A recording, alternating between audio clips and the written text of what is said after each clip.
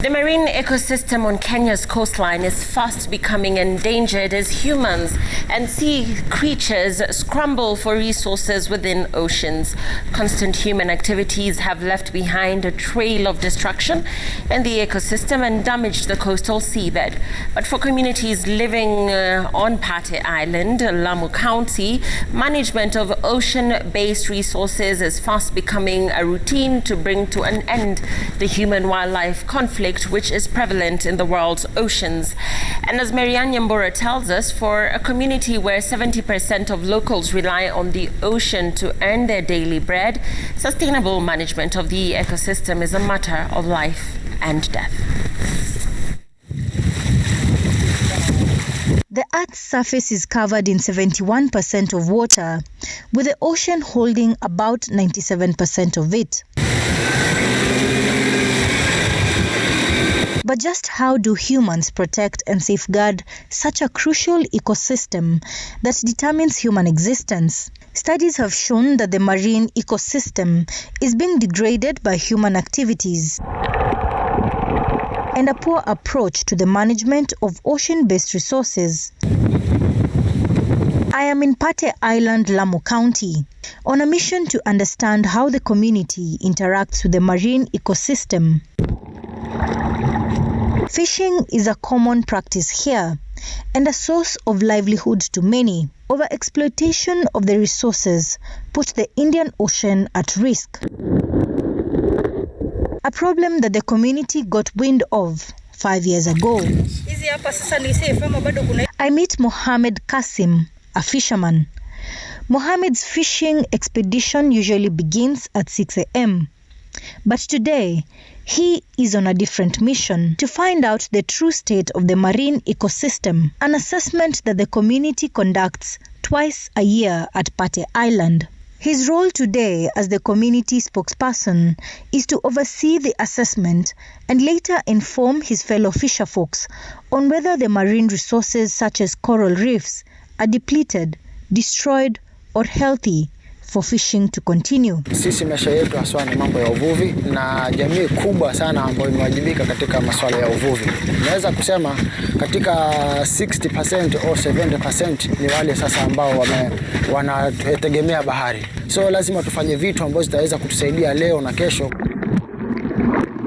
The survey is conducted by 4 reef rangers who are community members well trained. It is an exercise that requires expertise and is dependent on a number of factors, such as oceanic levels. The reef rangers have to walk a short distance from the mainland to where the boats are docked, owing to the low sea levels. This is the first assurance that they can proceed with the monitoring exercise.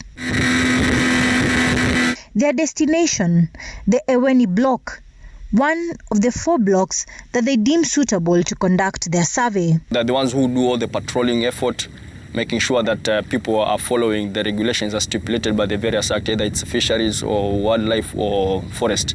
They've been trained on basic monitoring systems. So it's just like not to as much detail as science test, but to a level where you can get the most basic information that will help management systems. Right now it's quite calm, it's less windy, so the ocean is very good to count fish.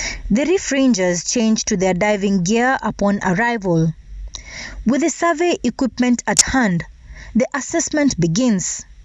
One which is done in 6 phases and is spread out across the vast area of coverage.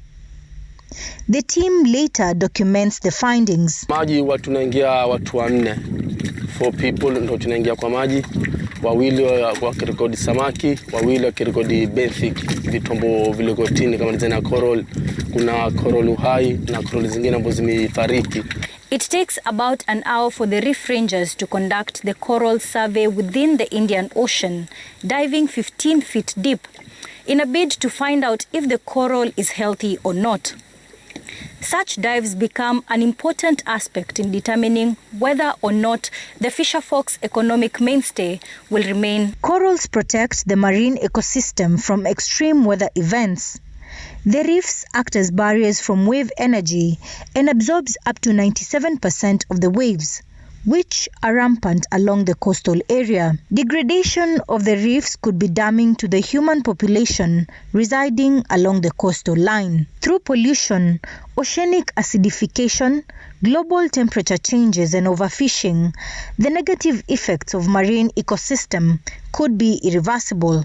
For Mohammed and other fishermen across the 10 villages in Pate Island, marine conservation has become a way of life.